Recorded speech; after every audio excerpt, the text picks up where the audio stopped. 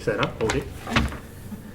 Donc, le contexte, comment ça s'est passé? On m'a approché en août, la CEDEC Côte-des-Neiges Notre-Dame-de-Grâce a approché M. Marois, je devrais dire, en août pour la conception comme je disais, du PALI, le plan local d'action pour l'emploi.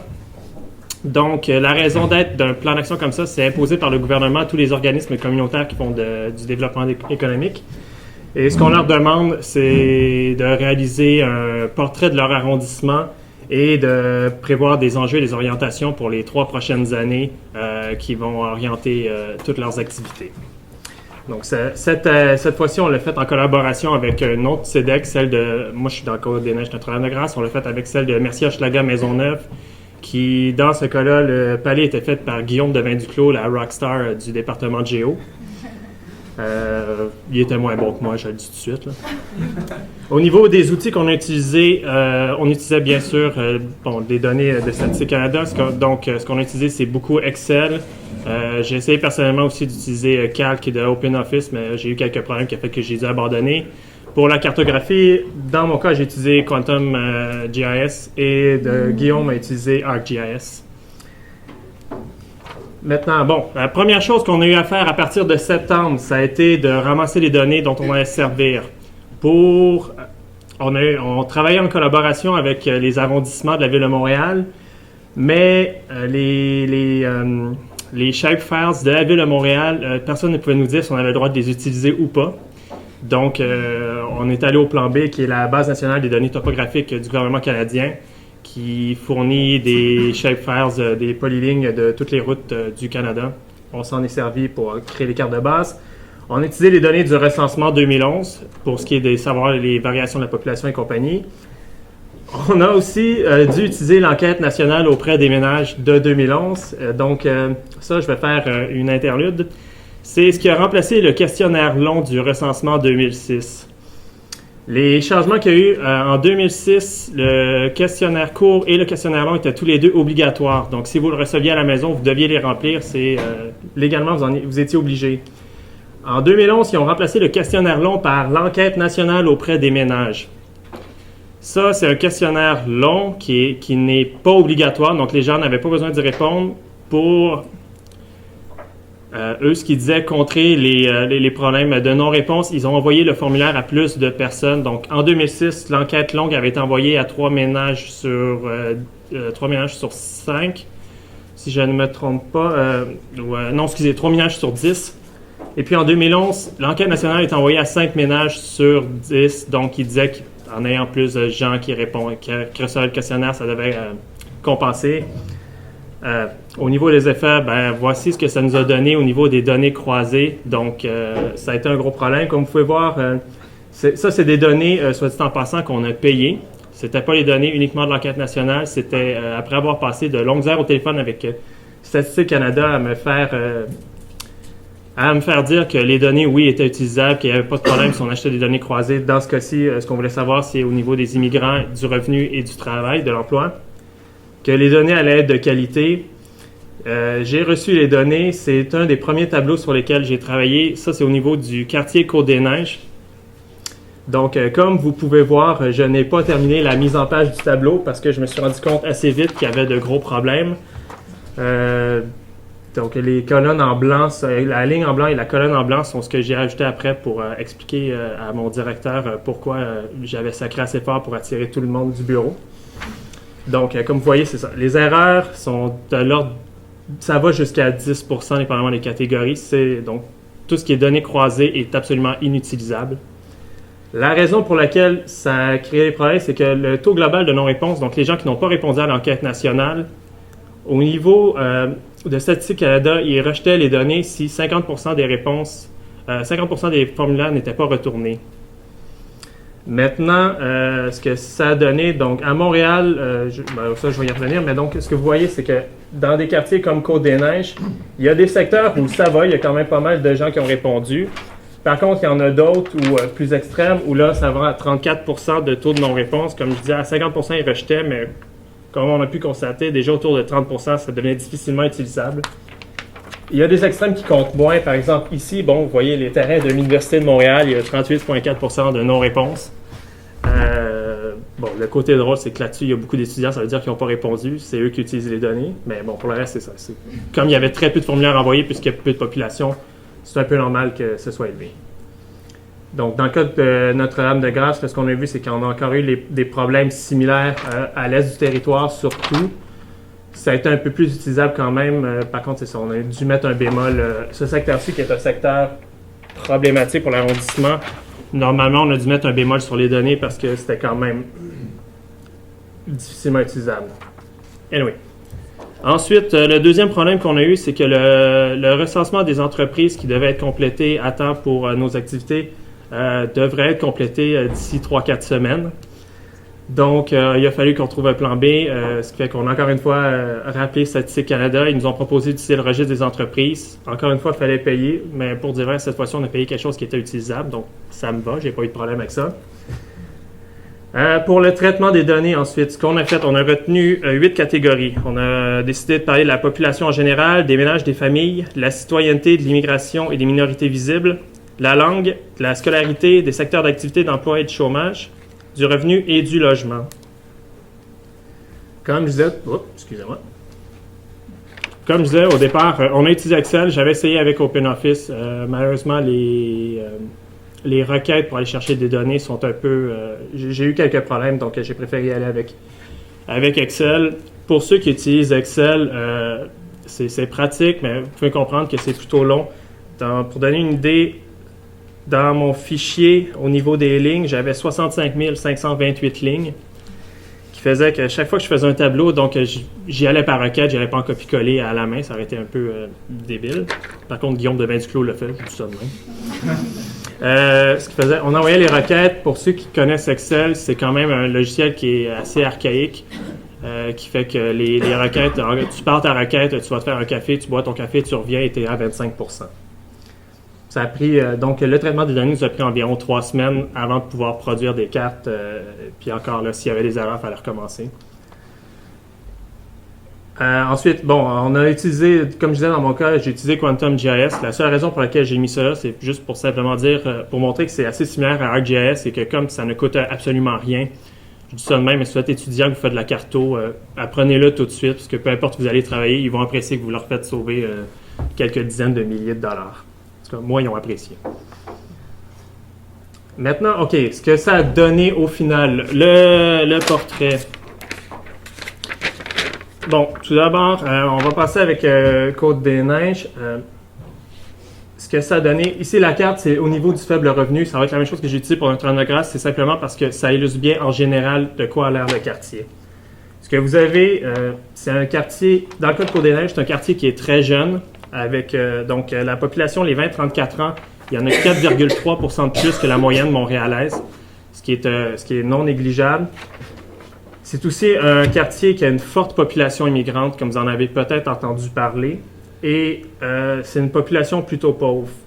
Donc, ce que ça a donné, ce qu'on peut dresser un peu comme portrait, c'est que si vous êtes dans le secteur ici, donc là, vous avez l'avenue de la le chemin de la Côte-des-Neiges plutôt, ce qui est appelé communément le bas de la côte. Donc, au nord du chemin, vous avez une population fortement immigrante, avec un taux de scolarité souvent très élevé. Le problème, c'est que beaucoup d'entre eux, même si, bon, avec les données statistiques Canada, on ne peut pas le savoir, avec d'autres enquêtes, on comprend que, oui, ils ont la plupart fait des études universitaires, mais ils les ont faites à l'extérieur du pays. Et au Québec, on a beaucoup de problèmes à reconnaître leur diplôme. Donc, ça, c'est le premier problème. C'est aussi Ils vivent avec des habitudes que nous, on n'a plus ici, ce qui fait que des fois, on a de la misère à s'adapter à leurs besoins. Par exemple, leurs familles sont beaucoup plus grosses que celles de Montréal. En général, j'ai oublié de noter la statistique, mais entre autres, les familles de 3 enfants et plus, si je me rappelle bien, c'est un 4 ou 5% de plus que le reste de la ville de Montréal. Ils ont aussi tendance à vivre en communauté plus, ce qui fait que les logements, il y a un logement sur 3 qui est de taille insuffisante pour le nombre de personnes qui y vivent. Pour donner une comparaison, à Montréal, c'est un logement sur 10 qui est comme ça. Aussi, au niveau, on en entend beaucoup parler avec la charte, il y a l'apprentissage de la langue française. En gros, c'est pas aussi terrible qu'on essaie de nous le faire croire. C'est très simple. Comme la plupart de la population francophone d'origine vit à l'est du quartier, les immigrants qui vivent à l'est ont appris le français, en général. À l'ouest, à partir de Snowden, ils parlent presque uniquement anglais parce que c'est une population anglophone à l'origine. Puis ici, au sud du quartier, qui est le secteur, même si c'est un quartier plutôt pauvre, ce secteur-là, c'est des revenus médians pour les couples qui dépassent les 100 000 $ presque partout. Donc là, il y a des résidences qui vont dans les 4-5 millions. C'est assez impressionnant. Donc là, dans ce coin-là, au contraire, les gens, il y a beaucoup d'allophones, mais en même temps, les gens parlent l'anglais, le français et une troisième langue dans presque toutes les maisons. C'est très différent. C'est aussi un quartier qui est très densément peuplé, excusez-moi. Il y a environ 8000 personnes par kilomètre carré, ce qui est le double de la moyenne montréalaise. Il n'y a absolument aucun terrain vacant, à l'exception de ce secteur-ci qui est en réaménagement. Donc, pour ceux qui ont entendu parler de l'hippodrome Blue Bonnet, il est ici. La game politique se joue beaucoup dans ce secteur-là pour l'instant. C'est aussi un secteur où, là, ce qui se développe depuis quelques années, c'est des condos moyens à haut de gamme. Donc, comme je disais, c'est une population pauvre qui est là, sont dans ce secteur-ci, puis on est en train de les squeezer en bon québécois. Ça va peut-être être un problème. Maintenant, c'est ça, on verra.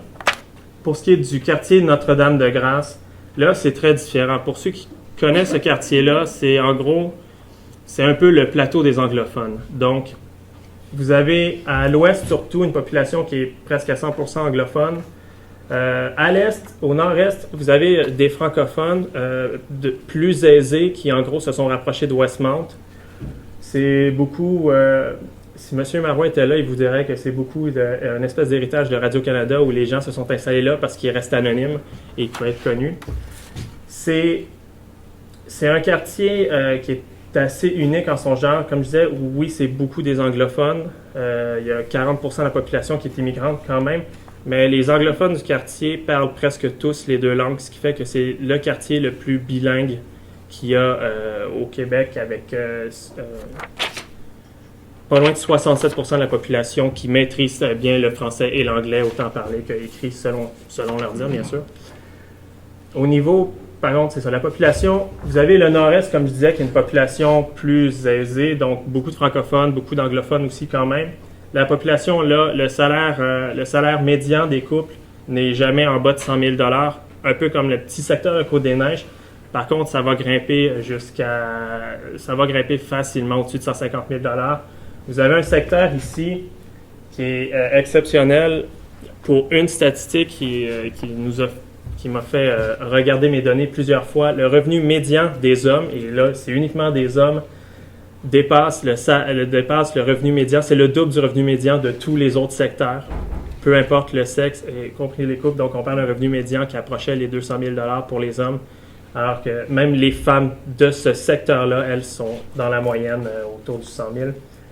Si vous êtes dans le secteur ici, là, vous avez un melting pot, encore une fois, en bon québécois.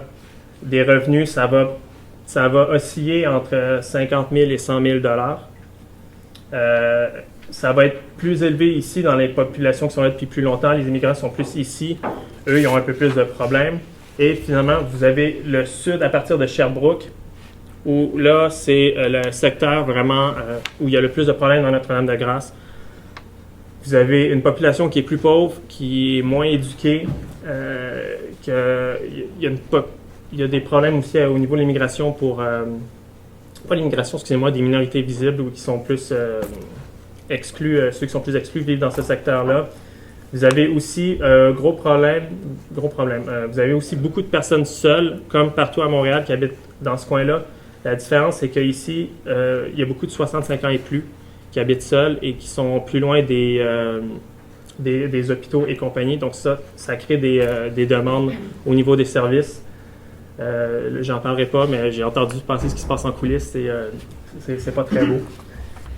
Ici, vous avez un cas qui est assez étrange. Les 65 ans et plus, en général, ne sont pas particulièrement concentrés dans ce secteur-là. Par contre, les 85 ans et plus sont très nombreux. Ce qui cause certains problèmes au niveau de l'arrondissement. Maintenant, c'est ça. Moi, je termine là parce qu'en gros, j'ai terminé ce stage-là hier soir à 20h. avec la grosse présentation des données pour l'approbation, ce qui fait que cette présentation-là, je l'ai finie à 9 h ce matin. Donc, si vous avez des questions, allez-y, parce que j'ai pas eu le temps de mettre tout ce que je voulais dedans. Ça va me faire plaisir de répondre comme je peux.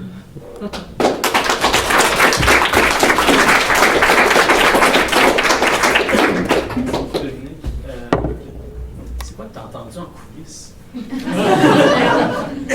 On le dirait pas. Il y a beaucoup d'organismes, notamment en économie sociale. Bon, toi, tu le sais, c'est là-dedans que j'ai étudié beaucoup, fait que je me suis renseigné. Il y a beaucoup d'organismes en économie sociale qui veulent offrir des services à la population, les personnes âgées ou les personnes malades. Sauf que c'est un secteur où il y a beaucoup de...